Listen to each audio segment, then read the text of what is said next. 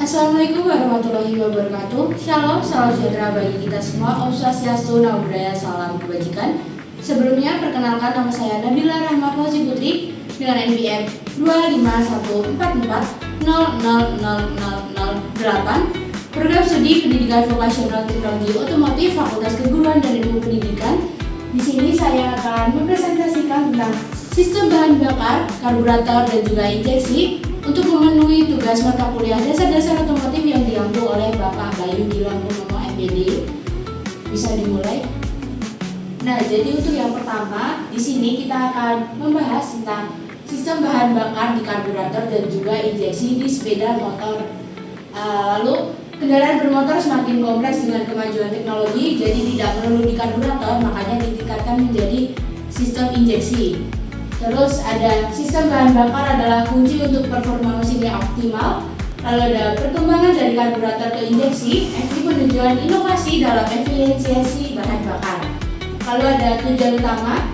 Tujuan utama ini adalah perubahan sistem adalah meningkatkan efisiensi bahan bakar dan mengurangi emisi.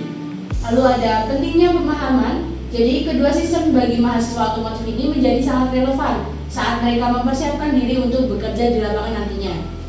Lalu review isi presentasi ini adalah mencakup analisis mendalam tentang cara kerja, perbandingan efisiensi, dan dampak lingkungan dari kedua sistem karburator dan juga injeksi tersebut. Lalu ada latar belakang. Nah, latar belakang ini perkembangan teknologi otomotif menunjukkan pergeseran signifikan dari sistem karburator ke sistem injeksi. Nah, beberapa tujuan utama dari perubahan sistem karburator ke injeksi adalah yang pertama, efisiensi bahan bakar, yaitu sistem injeksi menawarkan penghematan bahan bakar yang lebih baik dibandingkan karburator, karena di sistem injeksi itu sudah ada sensornya, yaitu sensor untuk mengatur berapa bahan bakarnya, berapa udaranya, jadi mungkin bisa lebih efisiensi ketimbang dari karburator tersebut. Lalu adalah pengurangan emisi. Nah, injeksi ini dirancang untuk mengurangi emisi gas buang, memenuhi standar lingkungan yang lebih ketat. Nah, dengan adanya sensor di injeksi kan juga bisa tahu berapa sih perbandingan bahan bakar dan udara yang lebih baik. Jadi emisi gas buangnya lebih sedikit dan lebih ramah lingkungan ketimbang karburator. Lalu ada peningkatan performa mesin. Nah, mesin dengan sistem injeksi umumnya memiliki respon yang lebih cepat dan stabil di berbagai kondisi berkendara. Lalu adalah kita lanjut lagi.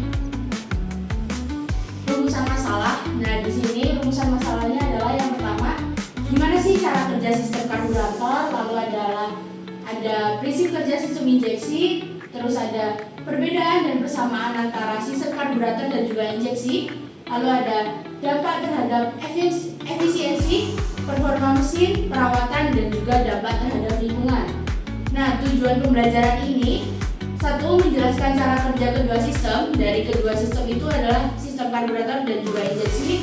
Lalu ada membandingkan efisiensi, performa, dan juga emisi dari kedua sistem tersebut. Lalu memberikan wawasan teknis dan praktis kepada pelajar otomotif.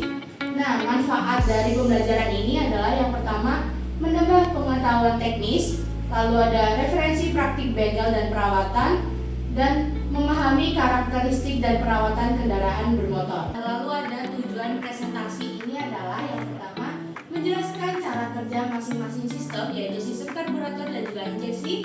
Lalu ada perbandingan efisiensi, performa, dan emisi antara karburator dan injeksi.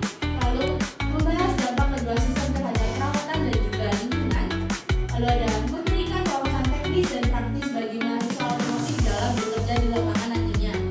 Terus ada meningkatkan pengetahuan teknis yang bermanfaat untuk praktik di bengkel.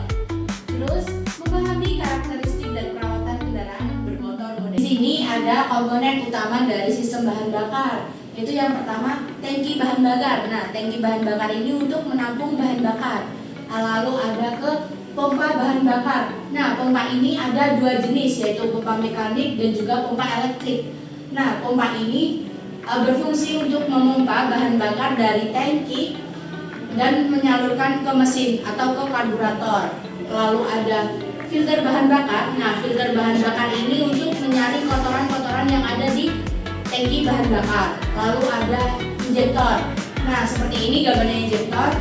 Nah, injektor ini berfungsi untuk menyemprotkan bahan bakar ke ruang bakar mesin dalam bentuk kabut halus dengan bertekanan tinggi agar pembakaran bisa menjadi secara efisien. Lalu ada karburator. Nah, karburator ini fungsinya untuk mencampur udara dan juga bahan bakar.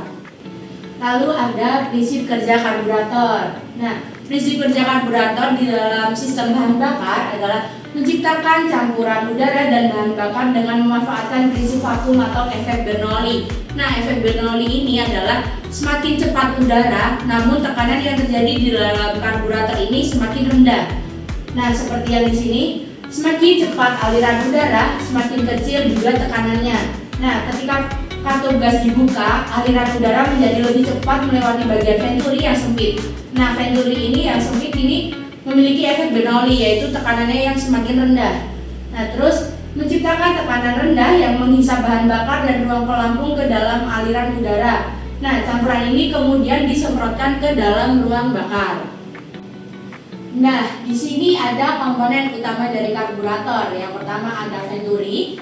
Nah, venturi ini berfungsi untuk mengatur aliran bahan bakar dan juga udara yang ada di karburator.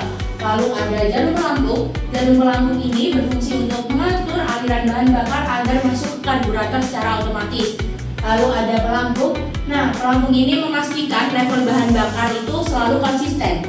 Nah, terus ada throttle valve. Nah, throttle valve ini berfungsi untuk mengatur jumlah udara yang masuk ke mesin dengan cara membuka dan juga menutup sesuai injakan pedal gasnya. Itu nanti bisa membuka dan juga menutup. Nah, terus ada sistem choke. Choke ini berfungsi untuk memperkaya campuran bahan bakar dengan cara membatasi aliran udara sehingga membantu menghidupkan mesin saat dalam kondisi dingin. Jadi mesin yang susah hidup di keadaan dingin, khususnya mesin yang menggunakan sistem karburator ini, itu kalau susah hidup bisa menggunakan sistem choke, di cuk gitu. Lalu ada idle jet. Nah, idle jet ini berfungsi untuk mengalirkan campuran bahan bakar dan udara dalam jumlah kecil saat mesin dalam kondisi idle atau stasioner. Lalu ada main jet. Nah, main jet ini berfungsi untuk menyemprotkan bensin ke aliran udara. Selanjutnya kita akan mengenali kondisi kerja karburator di berbagai keadaan mesin. Yang pertama ada kondisi karburator saat idle atau saat stasioner. Nah, pada putaran idle, throttle hampir tertutup sehingga aliran udara minimal. Sirkuit idle menjadi campuran kaya ringan agar mesin tidak mati saat putaran rendah atau stasioner tersebut. Lalu yang kedua ada pada saat akselerasi. Nah, karburator bekerja dengan cara membuka lebih lebar katup gas atau throttle valve itu sehingga aliran udara ke dalam venturi semakin cepat. Hal ini menciptakan tekanan rendah yang menghisap lebih banyak bahan bakar dari main jet. Pompa akselerasi menyemprotkan tambahan bahan bakar secara langsung ke venturi untuk mencegah jeda dan membuat respon mesin lebih cepat lagi. Nah, terus ada juga di mesin karburator pada keadaan mesin dingin. Nah, karburator akan kesulitan mengeluarkan bahan bakar dan sulit untuk mendapatkan campuran udara, bahan bakar yang tepat sehingga dapat menyebabkan campuran terlalu kurus atau sedikit. Nah, hal ini membuat mesin susah hidup. Nah, makanya diperlukan sistem choke tadi untuk membuat mesin itu cepat nyala pada saat keadaan mesin dingin.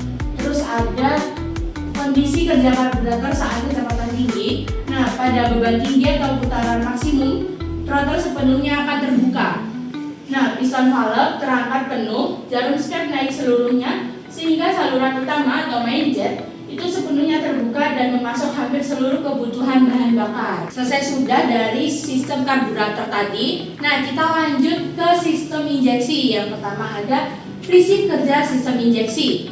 Nah, sistem injeksi atau elektronik EV ini menyemprotkan bensin secara cepat menggunakan injektor yang dikendalikan oleh ECU. Jadi ECU ini adalah termasuk otak dari sensor-sensor atau dari sistem injeksi EV ini. Lalu sinyal dari sensor memastikan campuran bahan bakar dan udara yang optimal untuk efisiensi performa mesin. Jadi di injeksi itu mempunyai sensor yang bisa mengatur jumlah udara dan jumlah bahan bakar yang tepat untuk mencampurkan bahan bakar di dalam karburator tersebut. Lalu ada komponen utama dari sistem EV. Nah, yang paling utama itu sebenarnya di ECU. ECU ini adalah termasuk otak dari sistem EV ini.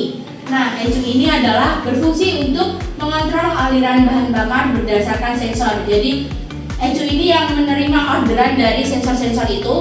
Nah, kedua ada sensor. Nah, sensor ini adalah untuk pengawas komponen. Nah, jadi misal ada bahan bakar yang masuk, itu dideteksi oleh sensor. Harus berapa sih, harus berapa mili, harus berapa perbandingannya dengan udara itu harus berapa itu sudah diatur oleh sensor. Nah, terus ada pompa bahan bakar ini adalah untuk menyalurkan bensin bertekanan ke sistem bahan bakar.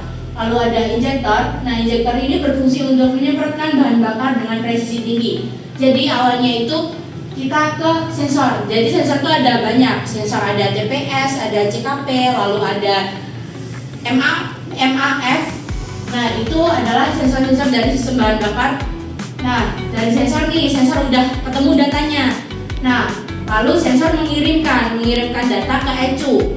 Nah, lalu diolah oleh ECU. Nah, ECU ini mengolah, jadi bahan bakar yang harus disemprotkan segini, udara yang harus masuk segini. Nah, itu nanti akan diteruskan ECU kepada komponen-komponen yang bertugas. Jadi seperti itu kerjanya sistem injeksi. Selanjutnya kita akan masuk ke dalam persamaan dan juga perbedaan dari sistem karburator dan juga injeksi. Nah, persamaan dari kedua sistem tersebut adalah mereka sama-sama bertugas untuk mencampurkan bahan bakar dan juga udara untuk menghasilkan tenaga mesin. Lalu kita masuk ke perbedaan atau perbandingan dari karburator dan juga injeksi. Nah, poin yang pertama ada di perbedaan prinsip kerja. Nah, karburator sendiri masih bekerja secara mekanis, dia memanfaatkan venturi untuk menghisap bahan bakar.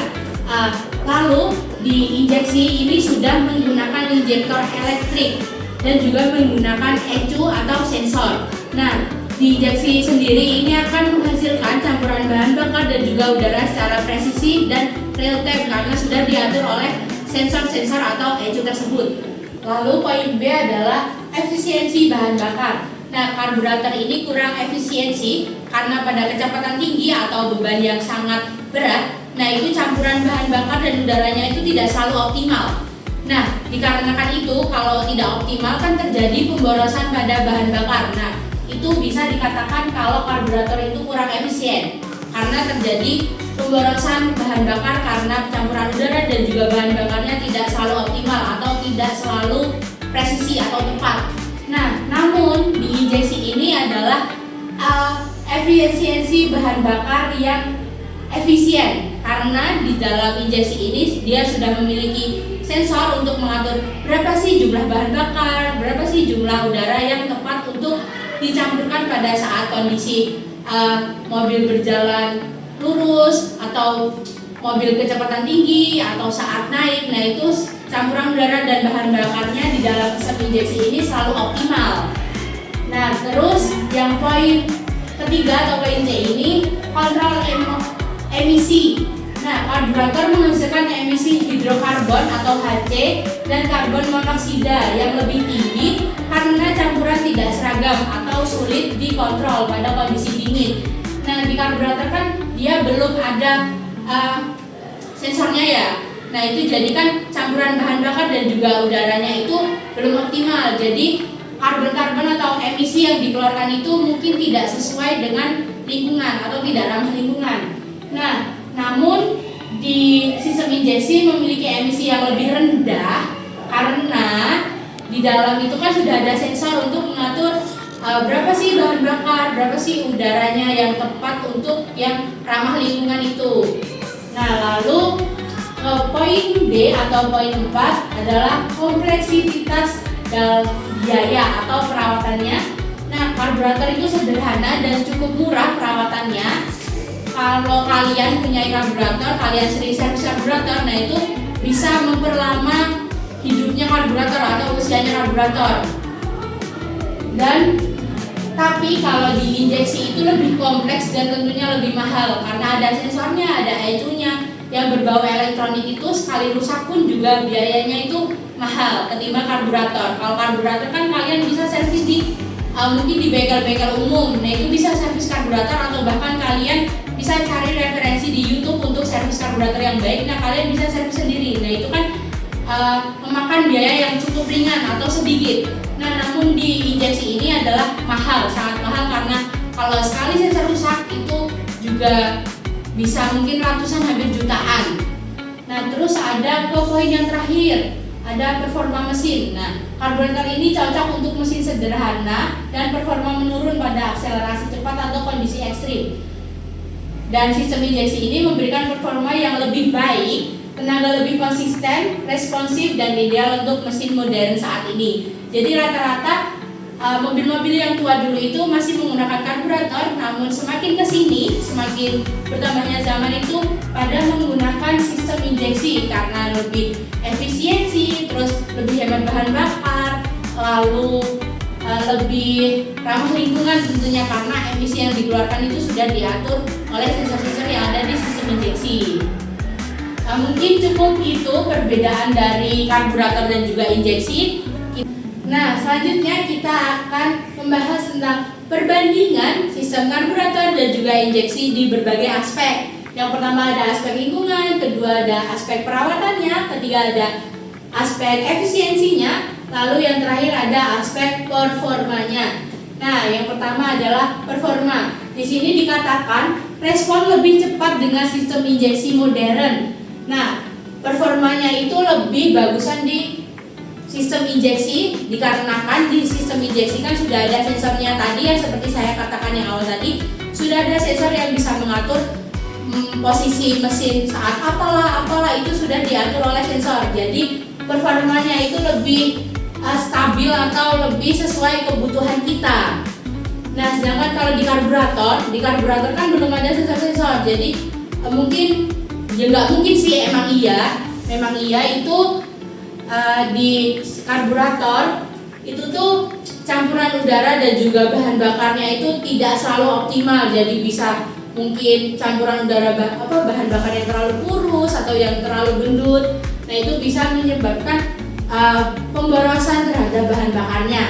Lalu ada efisiensi. Nah, efisiensi ini injeksi lebih hemat bahan bakar dibandingkan karburator. Nah, seperti yang saya jelaskan tadi, di sistem karburator itu belum ada sensor-sensornya yang mengatur berapa jumlah bahan bakar dan udara yang masuknya itu, jadi bisa membuat boros pada saat kecepatan tinggi atau bahkan jalan menanjak karena pencampuran bahan bakar dan juga udaranya kurang optimal. Namun di injeksi sudah ada yang mengatur, maka bahan bakarnya itu selalu optimal atau selalu kebutuhan kita. Terus ada di aspek perawatan. Nah, aspek perawatan ini tentu karburator itu jauh lebih murah ketimbang sistem injeksi. Ya, karena yang saya sebutkan tadi, karburator itu bisa diservis berkala. Mungkin kalian bisa ke YouTube untuk menghemat biayanya lagi atau ke bengkel-bengkel sekitar. Nah, tapi balik lagi ke injeksi ini. Kalau injeksi itu tentunya lebih mahal karena yaitu dia kan sudah bergantungan pada elektronik. Nah, kalau sensor yang rusak itu juga memakan jumlah biaya yang besar. Terus lalu ada masuk ke aspek lingkungan. Nah, aspek lingkungan ini tentunya sistem injeksi itu lebih ramah lingkungan karena campuran bahan bakar yang sudah diatur ini, yang sudah sesuai dengan keadaan mesin itu mengeluarkan emisi gas buang yang lebih sayang atau lebih ramah lingkungan ketimbang karburator. Banyak nih kasus-kasus yang masih menggunakan karburator itu mengeluarkan asap warna hitam yang bercampur lupa saya komen itu bisa kan berdampak pada lingkungan nih, bisa jadi polusi, bisa jadi penyakit juga buat yang menghirupnya. Namun di sistem injeksi kan sudah diatur, jadi sistem injeksi ini lebih ramah lingkungan ketimbang dari sistem karburator. Nah, selanjutnya, mana sih yang lebih hemat bahan bakar? Nah, kalau menurut jawaban saya yang paling hemat di urutan pertama ada mobil tipe hybrid. Nah, ini kan hybrid ini adalah campuran antara elektronik dan juga bahan bakar. Jadi bisa dicas karena ada baterainya, jadi bisa berjalan dengan menggunakan elektronika. Lalu ada misal nih kalau baterainya habis bisa diganti dengan bensin. Nah, kenapa saya bilang hemat bahan bakar? Karena kalau menurut saya baterai sendiri itu cukup pengisian 0 sampai 100 itu bisa digunakan 24 sampai 145 km. Nah, itu sedangkan kalau pengisian 0 sampai 100 kalau kita pengisian di rumah itu hanya memakan 24.000 sampai dengan 30.000 saja. Nah, kalau misal nih baterai habis bisa kita baru isi dengan menggunakan bahan bakar. Nah, itu bisa lebih hemat sih kalau kata saya. Lalu yang kedua ada di diesel. Nah, diesel ini hemat karena bahan bakarnya sendiri itu pemanfaatan atau kepadatannya itu bisa 30% lebih baik ketimbang bahan bakar yang lain. Nah, setelah diesel itu ada di injeksi karena di injeksi ini kan sudah diatur, ada sensornya sudah diatur, jadi kan bisa menghemat bahan bakarnya juga. Lalu ada yang terakhir karburator ini menurut saya sangat-sangat tidak hemat bahan bakar ketika bebannya terlalu berat atau saat